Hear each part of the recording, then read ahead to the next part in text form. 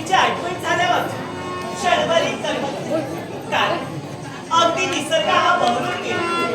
फळाफुलाने बहरलेला हा निसर्ग आणि त्याचा आस्वाद घेण्यासाठी अगदी मंदतेनं वाहणारा हा वारा आणि शीतलतेनं वाहणारा हा झरा अगदी मन प्रफुल्लित करतो. उंच उंच बहरलेली वृक्ष जणू आकाशाला गवसणी घालण्याची तरतरी करते. त्या वेळीवरती फुललेली रंगीबिरंगी फुले त्या फुलांचा आस्वाद घेण्यासाठी अगदी फुलपाकळी सैरावेला यापुढं त्यापुढं पागण्याची तरतरी करता येतात. त्याचप्रमाणे ही राजकन्या माधवी या अरण्याच्या ठिकाणी आहे.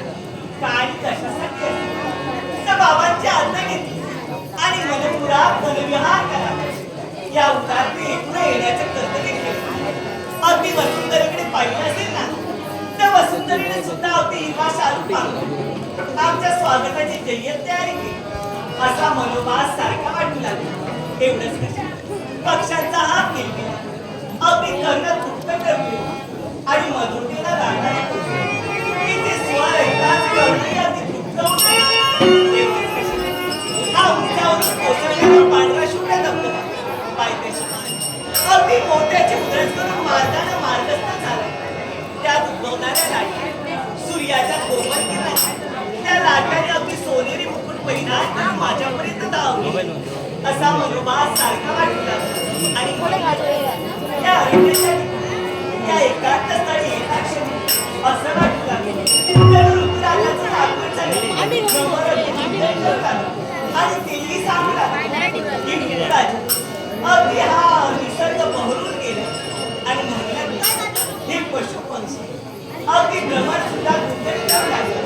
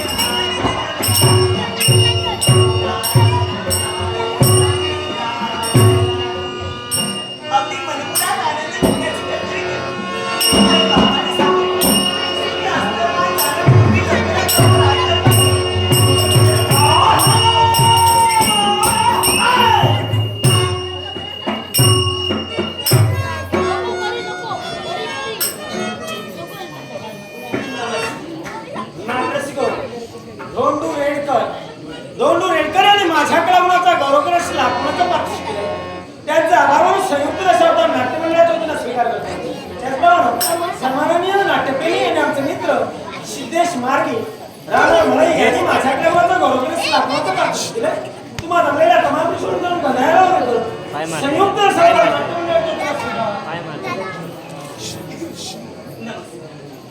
आशीर्वाद. कोण आहे? चंड.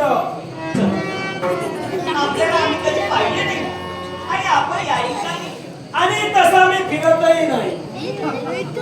याला कारण वेळ जर का तशी आली तरच मला बाहेर पडावं लागतं. आपलं राहण्याचं बस्तीस्थान दरकुलांचा जन्म झाला.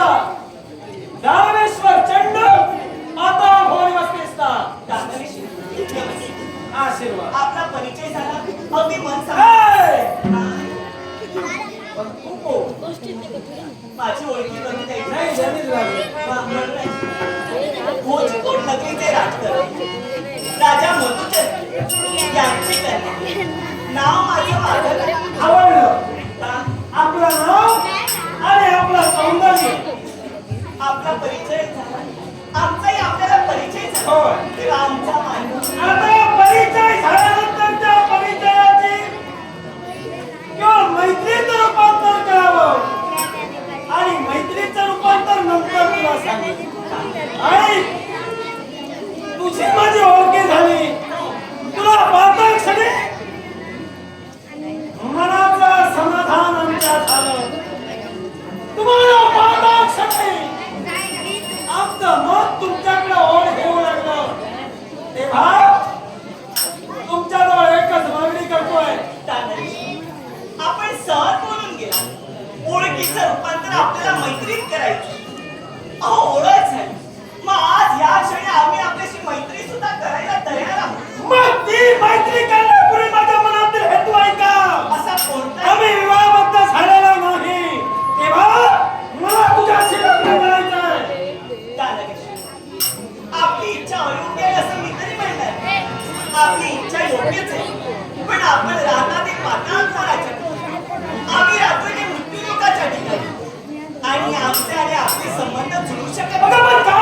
म्हणूनच सांगते. का जुळू शकत नाही याला कारण? कारण आम्ही मृत्यूलोकातील राजकन्या आहोत. अगं जे आतापर्यंत घडलं नाही असंच मला घडवायचंय. मृत्यूलोकाची किंवा पावलेपणाचं नातं या चंड दानवेश्वराला घडवायचंय. आतापर्यंत जे घडलं नाही ते तुम्हाला घडवायचं असं तुम्ही तुमच्या मनानं ठरविलंय. पण ते आतापर्यंत घडलं नाही ते याच्याही पुढे मला सुद्धा घडवायचं नाही. त्यामुळे ही माधवी आपल्याला नकार देते. ही आपली इच्छा या क्षणी परिपूर्ण होऊ शकत नाही. अगं पण काय कमी रे माझ्या? सगळं जास्त अगं सारी सुख माझ्या चरणाकडे लोटांगण घेत आहे. असं असताना हे सौंदर्य माती भोवऱ्या करण्यापेक्षा दानवेश्वराच्या पाताळभोवरीचं ते सौंदर्य पहा. आपण सहज बोलून गेला. हे सौंदर्य मातीमोल होण्यापेक्षा पाताळ भुवनाच्या ठिकाणी मी घेऊन जाणार. पण मला सांगा तुम्हाला कोणी सांगितलं हे सौंदर्य मातीमोल होत आहे म्हणून? याला सुद्धा कारण आहे. असं कोणतं कारण आहे? तर काय या चंड दानवेश्वराला नकार दिलास या सौंदर्याचा डोळा ही तुमची भ्रामक कल्पना आहे. भ्रामक कल्पना. ज्याप्रमाणे तुम्ही राजकारणी आहात त्याप्रमाणे राजघराण्यात माझा सुद्धा जन्मच आहे. म्हणून सांगते आपल्या मनात घडलेली इच्छा यावेळी या क्षणी तर परिपूर्ण होऊ शकत नाही. जी मनात इच्छा निर्माण झाली ती परिपूर्ण केल्याशिवाय मी तरी गप्प बसणार नाही. या विश्वाच्या ठिकाणी प्रत्येक व्यक्तीला व्यक्ती स्वातंत्र्य आहे आणि त्याचप्रमाणे तुमच्या मताशी मी सहमत होऊ शकत नाही. कारण मला सुद्धा व्यक्ती स्वातंत्र्य आहे. म्हणूनच सांगते आराच्या मार्गाला पुरेशा त्याच व्यक्ती स्वातंत्र्य होय. मी मात करेन आणि मात करून ते काही करत असेल या सौंदर्याचा अपमान करण्यासाठी तुझ्यावर जबरदस्ती करण्यात ही आली. तुझी भ्रामक कल्पना हानी पडण्यासाठी माधवी तयार आहे आणि स्वातंत्र्याचा अर्थ सोयऱ्याचा नव्हे. कोणाला वाटेल बुद्धीला पटेल त्याप्रमाणे वागण्याचे कर्तव्य करशील तर ही काय मातीमोल होईल. गेलो तर गेलो, पण तुझ्यासारखं सौंदर्य जर करणार नसेल, तर त्याच्या सौंदर्याचा आस्वाद घेण्यासाठी मी तरी सुसज्ज आहे. अहो दानवेश्वर सौंदर्य क्षणिक आहे. आज आहे ते उदयी नाही. म्हणूनच सांगते या सौंदर्यात मोहित होण्यापेक्षा स्वतःच्या मनाचा मोठेपणा दाखवा आणि माझा मार्ग मोकळा करा. मोठेपणा झाल्यात नाही, मोठेपणा मिळविण्यात आले आणि तोच मोठेपणा तुला मिळवून मी कसं भेटेल? मोठेपणा मिळविण्यात आहे असं तुम्ही म्हणतात. पण दुसऱ्यावर जुलूम जबरदस्ती अत्याचार करून मोठेपणा मिळत नसतो तर स्वतःच्या मनाचा मोठेपणा कसा मिळत असतो तर दुसऱ्याला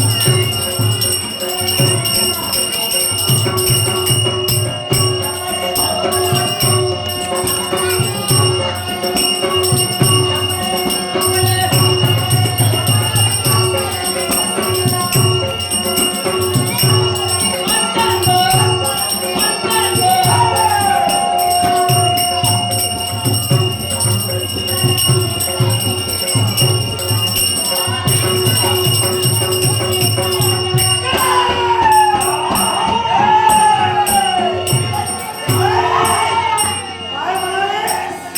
मी कावळा. मी कावळा. आता हा कावळा हा पिंड चढण्यासाठी तुझ्यावर जबरदस्ती करतोय.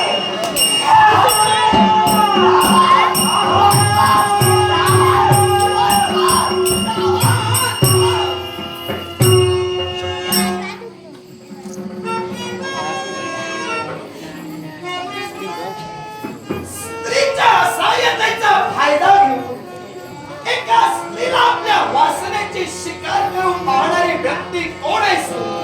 तरुणला ज्याचा जन्म झाला तोच चंडवाना दानवेश्वर चंड. स्त्री म्हणजे काचेचं भांड होय. त्याचा एकदा का फुटला त्याला तडा गेला की पुन्हा ते कधीही साधलं जात नाही. सांग कोण असा तुझा अपराध या स्त्रीला केला म्हणून तिच्या शिल्लकतेसाठी तुझे हात तुकडा सरसावतोय? सरकार ते काचेचं भांड उपयोगी येत नसेल तर ठेवून तरी त्याचा काय उपयोग आहे? काचेच्या भांड्याचं मोल ज्याला कळतं आणि ज्याच्या ते उपयोग देण्याच्या कर्मात आहे तो त्याच्याकडे जाणार. ज्याच्या कर्मात नाही त्याला व्यर्थ त्या भांड्याचा हव्यास धरू नये. मग तोच हव्यास परिपूर्ण करण्यासाठी मी सदैव तत्पर आहे. जिच्यावर मी मोहित झालो तिच्या समवेत मला लग्न करायचं होतं पण नकार दिला आणि म्हणूनच मुलाच्या ठिकाणी इच्छा निर्माण झाली आणि तीच इच्छा परिपूर्ण करण्यासाठी हिच्यावर मी जबरदस्ती करत होतो. दानवेश्वर चंड ब्रह्मदेवानं निर्माण केलेली ही सृष्टी आहे. या सृष्टीत ज्या ज्या सजीवानं जन्म घेतला त्यानं तर खरा सत्यानाश केलाय. हे सुद्धा त्यानं करून गेलंय. माझं वक्तव्य आधी पूर्ण ऐकूनच करतो आणि माझं बोलून झाल्यानंतर तुझं काय ते बोल. ब्रह्मदेवानं निर्माण केलेली ही सृष्टी ब्रह्मदेवाने निर्माण केलेल्या सृष्टीत ज्या ज्या सजीवानं जन्म घेतला तो प्रत्येक सजीव आपल्या मनातील इच्छा परिपूर्ण करण्यासाठी झटतच असतो. इच्छा तुमच्या मनात निर्माण व्हावी आणि तुमची इच्छा परिपूर्ण करण्यासाठी तुम्ही पावलं उचलावी. मी तुम्हाला दोष देणार नाही कारण या सृष्टीचा नियम बोलतोय बुद्धी कर्मानुसाधिनी. अर्थात तुमच्या मनातील इच्छा परिपूर्ण करण्यासाठी तुम्ही झटता पण ज्याचा शास्त्रकलात जन्म झाला तो जातिवंत क्षात्रवंत तुम्हाला विनंतीपूर्वक सांगतोय माझ्या या मरतभूमीत ही अराजकता तुम्ही निर्माण करू पाहता आणि म्हणूनच या भद्रावती नगरीत आजपर्यंत राजा भद्रसेनानं कधी अराजकता माजू दिली नाही. म्हणून तुम्हाला सांगतोय ही अराजकता थांबवा आणि तू निघून जा. तुम्ही काय म्हणाला विनंती करता? तुम्हाला वाटतंय हो की या विनंतीचा फायदा तुम्हाला होईल? एकंदरीत तुमच्याकडे पाहून मला तरी वाटतं या साऱ्याचा फायदा होणार नाही पण तरी सुद्धा सामोपचार करतो. त्याची गरजच नाही. तेव्हा माझ्यावर ज्ञानामृत किंवा त्याचा वर्षाव करू. माझ्यात जर काही बदल होईल असं तुला वाटतच आहे तर हा तुझा गैरसमज आहे. म्हणजे या विश्वासवंताच्या ठाई जे माझ्या मनाला पटतं माझ्या बुद्धीला वाटतं त्याप्रमाणे मी करतो. दुसऱ्याच्या सांगण्यावरून मी वागणार नाही. तेव्हा हे सौंदर्य मला हवं आणि ते मिळविणं इथं न थांबता जगायचं जर असेल दानवेश्वर चंड तुम्ही दानवांचे राजा आहात. अर्थात जे काही बोलतात ना ते तुमच्या राजेपणाचंच बोलापणचे मिळविलात. कारण पाताळ भुवनात घरापर्यंत तुमचं आधिपत्य आहे, पाताळ भुवनात तुमची सत्ता आहे. मग असा असताना पाताळ भुवनाचा त्याग करून या भरतभूमी देखील तुम्ही काय करता हा प्रश्न मी तुम्हाला ऐका. 4 दिवस माझ्या नेत्रासमोर जो अधर्म घडतोय, एक स्त्रीचं जीवन तुम्ही उद्ध्वस्त करून पाहताय. अर्थात ही तुमची कृती माझ्या मताला अयोग्य आहे आणि म्हणून ते अयोग्य आहे. ते जागच्या जागी थांबवण्यासाठी मी इथं उभा आहे. जर का थांबविण्यासाठी आला असेल तर हे कधी थांबणार नाही. मग प्रश्न मिटला. सामोपचाराचा बोध आतापर्यंत तुम्हाला केला, पण मुळात मला वाटतं सामोपचाराचा अर्थ तुम्हाला कळलाच नाही. आणि म्हणूनच ज्याला सामोपचाराचा अर्थ कळत नाही त्याच्याकडे आता मी सामोपचार करणार नाही. माझ्या शिष्टाईची आणि माझ्या सभ्यपणाची पहिली पायरी, या पहिल्या पायरीचा मी अवलंब केला. माझ्या मतानुसार तो आता व्यर्थ ठरला. तेव्हा या मराठभूमीत जर असे अराजक जर तुम्ही निर्माण करत असाल तर तुम्हाला प्रतिकार करून खऱ्या अर्थाने या राजकारणी तू सभ्य आहेस असं मी म्हटलेलं नाही. नाही, याचं उदाहरण मी नक्की तुला इथून जाण्यापूर्वी देईनच ते. या तुझ्या शब्दाला केवळ मी नक्की जागृत अवस्था प्राप्त करून देईन. त्याच वेळी इथून जाईल, पण न जाणे कळे. जर का जगलो आणि तुझ्या समोर जर का उभा राहिलो तर तुला होताचा न होता मीच करेन. न जाणो न कळे जगलो म्हणजे माझ्या समोर उभे राहिला तेव्हा जर ते मी लागते का? नाही नाही नाही, हा आपला गैरसमज आहे. आपला गैरसमज आहे. ज्या पराक्रमाच्या जोरावर ही कृती तुम्ही केलात, सामोपचाराचा बोध तुम्हाला केला, त्यावेळी पराक्रमाच्या मोठमोठ्या वल्गना केल्या आणि पराक्रमाची पहिली पायरी जी तुमची पटवून दिला तिथं माझ्या सामोपचाराची पायरी व्यर्थ ठरली. म्हणून माझ्या पराक्रमाला मी तुम्हाला ललकारतोय तेव्हा म्हणताय जगलो तर उभा राहील. नेमका अर्थ तुमचा काय? याला कारण आहे. कारण काय? अरे तू सुद्धा एक वीर आहेस. जरूर. मरण कुणालाही माहित नाही. हा. तुझ्या हातून समजा तू पराक्रमी आहेस. मी मेलो तर गेलोच, पण राहिलो जिवंत तर त्या गोष्टी येत्या. काय आहे माहितीये का, आता जर इथं तुमचं माझं युद्ध विकोपाला पोचलं, ते जाणारच आहे. तुम्ही जर जगलात हे तर जाणारच आहे. ऐकून घे. काय? तुम्ही जर जगलात तर मी नसेल, मी जगलो तर तुम्ही नसाल. आता तुम्ही बोलताय ते अनुसरून बोलतोय, पण माझ्या पराक्रमावर माझा विश्वास आहे. मी टाकलेल्या पावलांवर माझा विश्वास आहे. विश्वाच्या पाठीवर मृत्यू एकमेव शाश्वत सत्य होय. या विश्वास जो जन्माला आला तो एक ना एक दिवस मरणारच आहे. मृत्यूला लागतं ते फक्त निमित्त. कदाचित माझ्या मृत्यूला तू निमित्त ठरला असशील. हासत मुखाने स्वर्गाची एक एक पायरी चढे. पंचप्राणापर्यंत या स्त्री जातीच्या रक्षणासाठी राजा भद्रसेन झटेल. पण तुझ्या प्रेताची पायघडी घालून हिला मी नक्कीच मिळेल. पण माझ्या प्रेताची पायघडी जर का तू घालत असशील तर तुझ्या देहाची निर्माण करण्यासाठी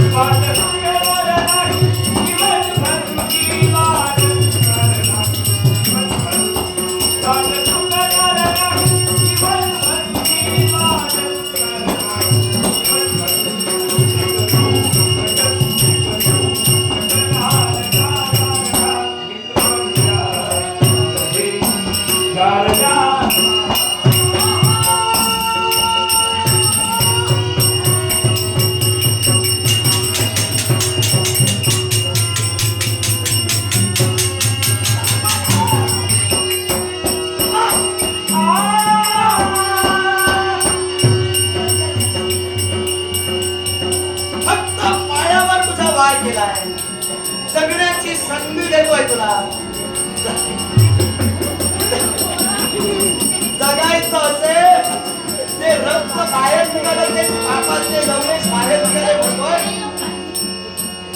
सभ्य तू होतास. हे काय केलं? पायावर तुझा वार केला. नशीब इथंच मारलंस. अरे तुझ्यात जर हिंमत होती, तुझ्यात जर सामर्थ्य होतं, माझी मान उडवून दाखव. मान तुझी आता उडवली नाही आता आणि बघ नको, आता सांग. तुझी मान आता उडवली नाही याच्या मुळाशी कारण आहे. कारण तुझ्याजवळ आहे. तू कारणाशिवाय आलेलाच नाही. मी तसा हुशार आहे. नाही हुशारच आहे. कसा तो सांगतो. पण तेव्हा केव्हा हुशारी सुद्धा ना. हा नडते म्हणायचं आहे का? आतापर्यंत माझ्या जीवनात तसं घडलेलं हे काय नाही. केलं? ज्यावेळी नडेल त्यावेळी त्या प्रसंगाला मी तोंड दिलंय. हे काय केलं? काय केलंस त्याचं उत्तर मागतोयस ना? अरे तुझ्यावर परिस्थिती काय आणि तू उत्तर मागतोयस का? एक सांगतो तुला, तुझ्या पायावर वार केला याच्या मुळाशी कारण आहे. मानेवर तुझा वार करणारच होतो, पण तुझ्याकडे पाहिलं ना, कसाही असला तरी वातावरण हे कसंही नाही. कसंही नाही. जनुकुला जन्म झालाय. मी कसाही नाही. मी जसा आहे तसाच आहे. मग जसा आहे तसाच कधीतरी माझ्या समोर तू उभा राहशील, त्यावेळी तरी निदान चांगलं बोलशील या अपेक्षेनं मानेवर नाही पायावर वार केला.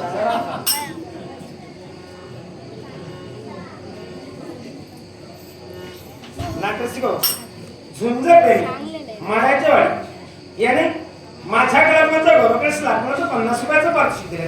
त्याचप्रमाणे झुंज प्रेमी मारायच्या वेळी याने आमची संगीतचा हार्मोनियम वादक आशिष टवटे, मृदंगमय दादा आकेरकर आणि तालरक्षक विनायक सावंत यांच्या कलाकारांचा गौरवकश लागण्याचं पारितोषिक दिले. झुंज प्रेमी मारायच्या वेळी यांचे आभार मानून पारितोषिकाचा स्वीकार.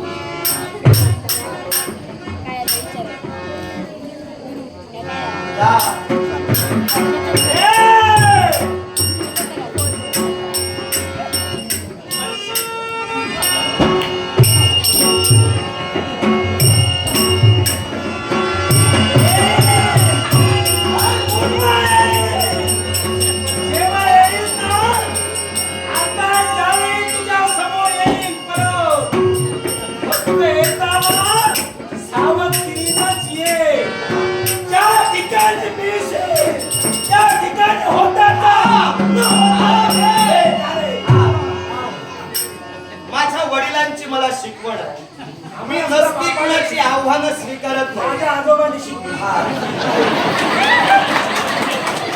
मी नसती कुणाची आव्हानं स्वीकारत नाही.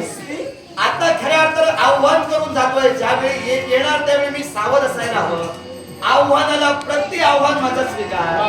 कधीही कसाही केव्हाही कुठेही ये, मी तुला घाबरत नाही. माझं काही ते करून घे.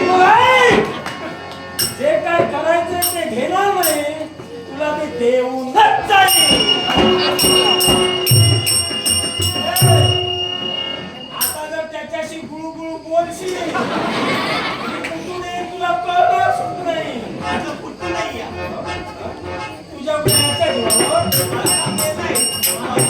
जमा संपलेला अजून काही राहिलंय?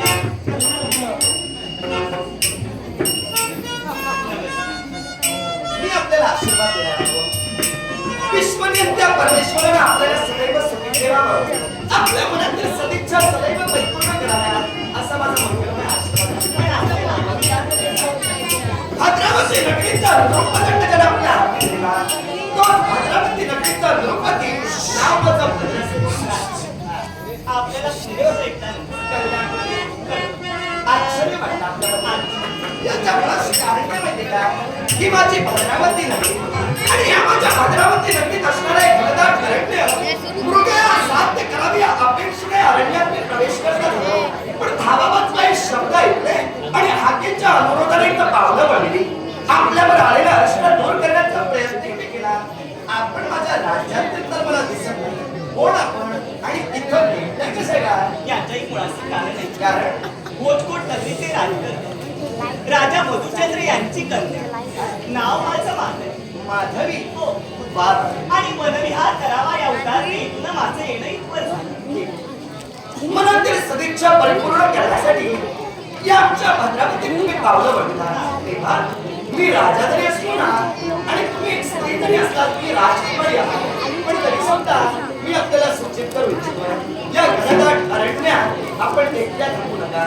आता ज्या की आपण राजकुमारी आहात त्या की सैन्यावरून तुमचं घेऊन आला असाल, पण या ठिकाणी तर मला तुम्ही एकट्या दिसतात. याच्यामुळे कारण काय असेल ते तुमचं तुम्हाला माहिती. याच्या मुळाचे कारण आहे. कारण अगदी मार्गाने मार्गस्थ मी झाले, सारं सैन्य पाठीच आहे आणि मार्गाने मार्गस्थ होत असताना मी नकळत वाट चुकून इथपर्यंत येण्याची काही हरकत नाही. कदाचित ते प्राप्त नव्हतं किंवा प्रारब्ध म्हणायला हरकत नाही. तेव्हा मी कर्तव्याचा पूजक आहे, मी कर्तव्याचा उपासक आहे. माझ्या कर्तव्याच्या दिशेने मला प्रयाण करणं अनिवार्य आहे. तेव्हा तुम्ही सुखरूपता तुमच्या स्वस्थानी करा, मी माझ्या कार्यासाठी निघतो. मार्ग चुकला म्हणून एका देव माणसाची गाठ माझ्या जीवनात नाही, असं म्हणायला काहीच हरकत नाही. म्हणूनच म्हटलं कदाचित या भेटीसाठी प्रारब्धाचा खेळ असेल. आणि म्हणून या प्रारब्धानुसार आपली आणि आमची गलती काय झाली हे संकट आपण दुरापास्त केलं. थोर उपकार आमच्यावर आपले झाले. उपकार मानण्याची गरज नाही. माणसाला माणसाला सहकार्य करणं हा माणुसकीचा धर्म आहे. तुम्ही एक मानव म्हणून तो जोपासला. तेव्हा आपली गलती का झाली मन आमचं समाधानी झालं. ओळखी झाली. पुन्हा कधी भेटलं, निश्चित तुम्हाला वाटेल तेव्हा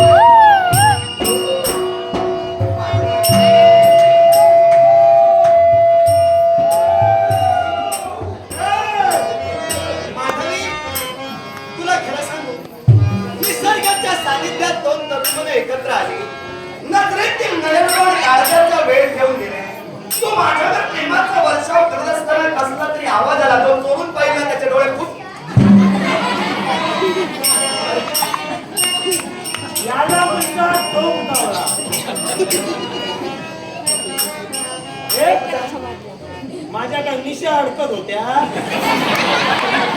सांगितलं दानवेश्वरांचे आणि आमचे संबंध कधी जुळू शकत नाही. हो. इथं जुळवलं जुळवशील, बाकी तयारीचीच आहे. कारण तुमच्या सानिध्यात राहताना असे तुम्ही कधी येता कधी काही बोलता, म्हणून ही संगत पडली. याला सुद्धा संगत कर त्याची, पण तेव्हा आता तुम्ही चिंता करू नका. हे जीवनदान तुला दिलं होतं, साधारण मागं कुठच्या उद्देशानं? याला कारण आहे. मला जो ज्ञानाचं ज्ञानामृत सांगत होता, मला तुझा संशय झाला होता. हिचा तर जास्त ही काहीतरी भानगड करणार आहे. कारण तू आणि मी ज्यावेळी बोलत होतो ना ते तुझ्याजवळ एक टक आवाज होते. कसं आहे? कोणत्याही पोरे. तुला खरं सांगू मी याच्याकडे मला पाहत बसलेला खोटं सांगत होता. इतरत्र म्हणत असतील तुझ्या बाबतीत काहीतरी पोहोचतोस. पण मी तसं म्हणणार आणि नाही. म्हणून नको फसशील.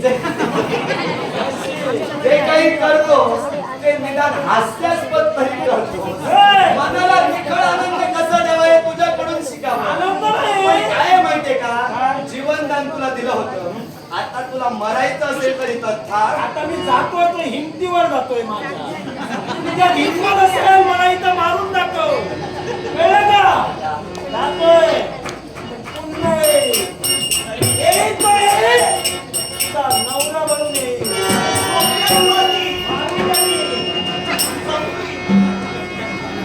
दुर्दैवाने माझ्या समोरात थांबून गेला तुझा नवरा बसून.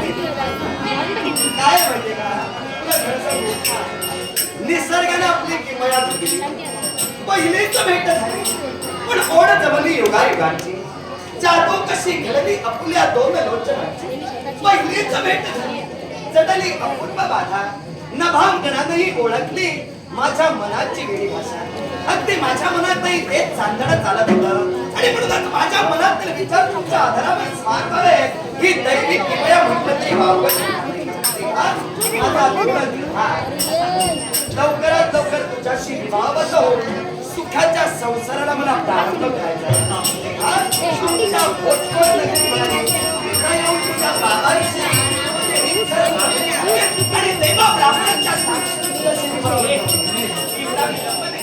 या मुलाक्षणी आम्ही आमच्या पिंपळीवरती पर्यंत जाऊ आणि घडलेला सारा रुग्णांचा विपत्तीला सांगू. काही नाही. तेव्हा इथं न थांबता चला माझ्या तुझ्या राज्याकडे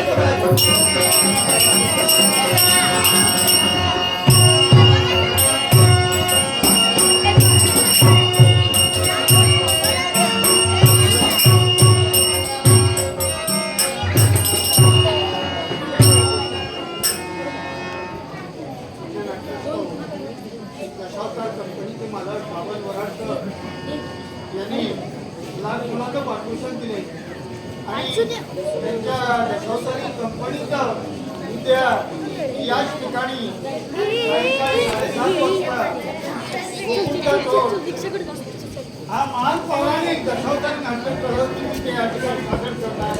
तमाम रसिकांनी या चित्रपटाचा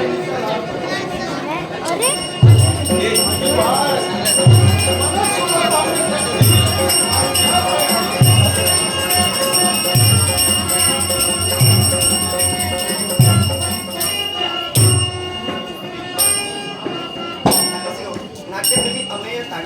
नाट्यप्रेमी अमेय तांडेल यांनी कलागुणांचा गौरव लाखोंचा पासून अमेय तांडेल यांच्या आवाज त्याचप्रमाणे प्रमोद परब यांनी कलागुणांचा गौरव लाखोंचा पासून पारितोषिक त्यांचे आभार मानतोय. जमलेल्या तरुण नाट्यस्करा वंदन करून पारितोषिकचा आनंद स्वीकार. मी क्षणभर बाबांची आज्ञा घेऊन येतो. तुम्ही या द्वारावर जा.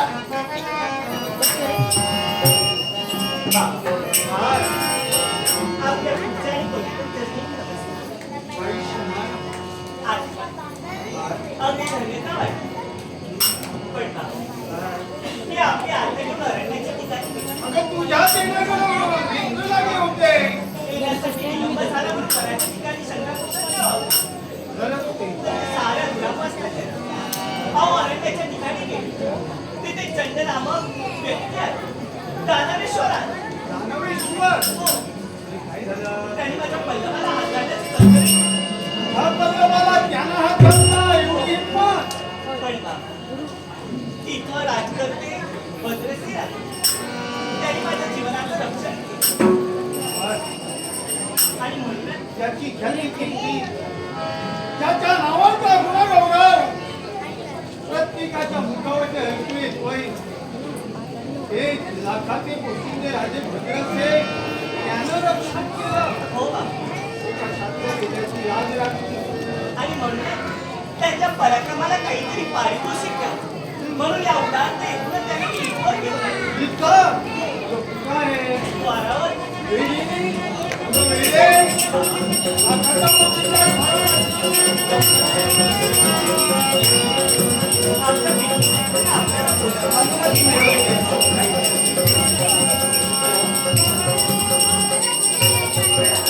भगवंताला आपल्याला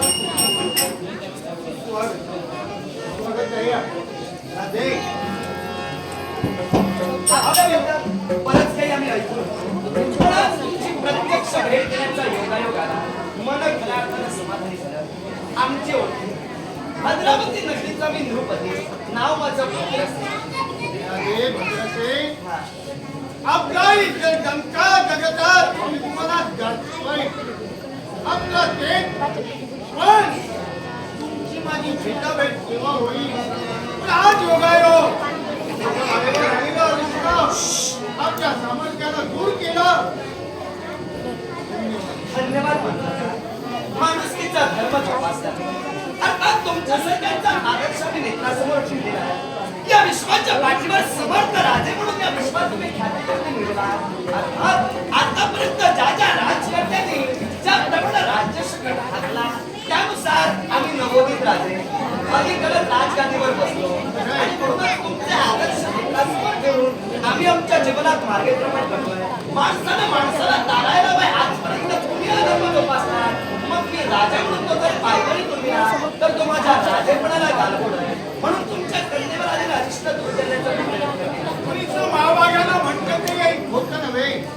पुत्र जन्माला यावा असा पोटी त्याचं नाव यावं एखाद्या साऱ्यांच्या ओठी. चुकून आपण ज्या आई बापाला आपल्याला जन्म दिला त्या आई बाबाचं नाव त्यांना विस्तार करण्यासाठी प्रयत्नवत बनलात. आमचा आशीर्वाद मधोनीत पाठीशी. खऱ्या अर्थानं समाधानी झालो. तुमच्यासारख्या थोरामोठ्यांचे आशीर्वाद मिळाले. पवित्र वाणीनं आमच्याशी आपण हितगुज झालेला जन्म जन्मांतरीचं पुण्य माझं फळाला आलं. खरं सांगू आपल्याला इथपर्यंत मी आलो याच्या मुळाचा माझा हेतू थोडा वेगळा होता. आपल्या कन्येवर आलेला अरिष्ट राजा म्हणून मी तुला पास्त केलं. पण त्यानंतर जर सांगायचंच झालं आता आपल्या कन्येनं आपल्याला सांगितलं असेल किंवा नसेल पण मी आपल्याला सूचित करू इच्छितो. निसर्गाच्या सानिध्यात दोन तरुण मुलं एकत्र आली म्हटल्यावर निसर्गाने आपली कृपया झाली. मी काय म्हणतोय आपल्याला कदाचित समजलं असेल. मी आपल्याला सरळ आणि स्पष्टच सांगतोय लहान तोंडी मोठा घास काही क्षमा करा पण आपल्या कन्येची मागणी घालण्यासाठी इथपर्यंत आलोय. आपल्या कन्येचा हात माझा दिला आणि मला कृतज्ञता ठेवा. माझ्या मनाच्या ठिकाणी जे विचार होते ते पद्धतीने आपण झेलणे म्हणायला हरकत. हा तुमच्या शंकरा योग तुम्ही म्हणजे कुणी सामान्य नव्हे. 1 लाखाचे पुस्तके ज्ञानी शास्त्राप्रमाणे आहात. शास्त्र कुलात तुमचाही जन्म झाला आमचाही जन्म झाला. मग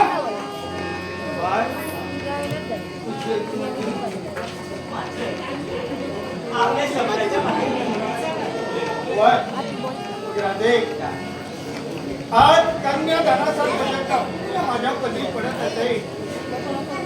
आज मुहूर्त सोडून लग्न लावण्यापेक्षा बापाचं कर्तव्य मी आज पार पाडतोय. लग्नाचे 16 दिवस तुमच्या राज्यात थाटामाटानं तुम्ही साजरे करा. बाप या नात्याला आज कन्यादानाचा पुण्य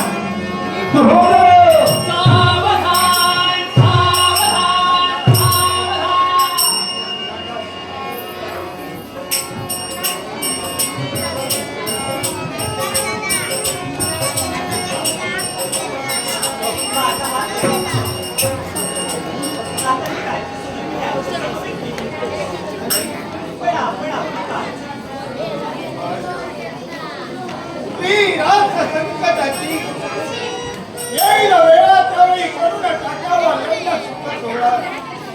बापांचं कर्तव्य मी तुझ्या पदरी असते. पण एकच झाली हे पतिहार परमेश्वर पतिहार परमेश्वर समान शब्दाच्या बाहेर जाऊ नको. बापाच्या मुखावर बाहेर पडणारे शब्द उदयाच्या नावाने सोडून दे. स्त्री जन्म ही तुझी कहाणी. स्त्री जन्म ही तुझी अमृत नयनी पाणी तुझ्या पोटी अवतन की नर तुझ्या पोटी अवतन की नर माता म्हणती कौशाली सुखी हे बापाचे शब्द आयुष्याच्या शेवटच्या क्षणापर्यंत नको वाचू नको आणि पतिव्रता घेतलाय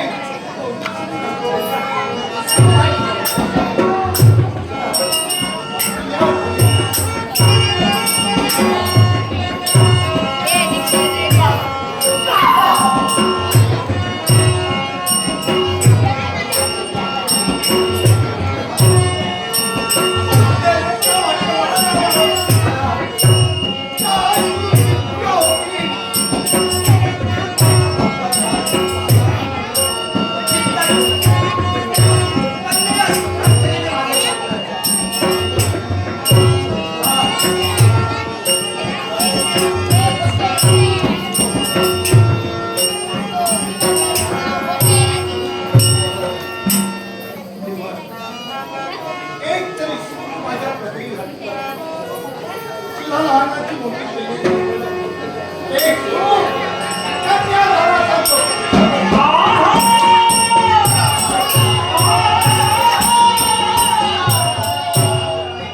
तारांची इच्छा पूर्ण करण्यासाठी या साम्राज्यापर्यंत माझी पावलं पडली नगरदेव सन्माननीय बाबा वाळकर यांच्याकडून लाख मोलाचं पारितोषिक आहे. बाबा वाळकर यांचे आभार मानून पारितोषिकाचा आनंदाने स्वीकार.